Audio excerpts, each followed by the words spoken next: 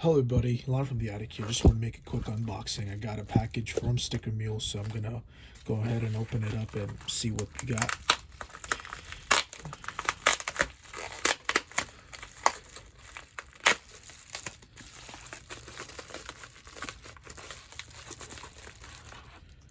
Okay, I see.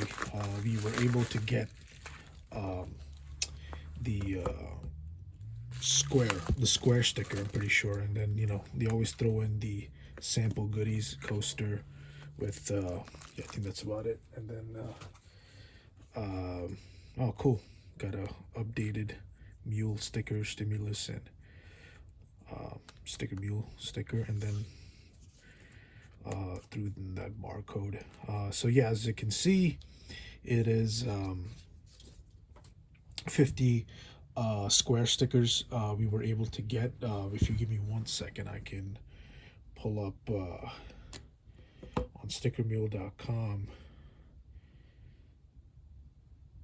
If you go to stickers and then you go to square stickers, this is where you can order them. I did the 3x3, an order of 50, and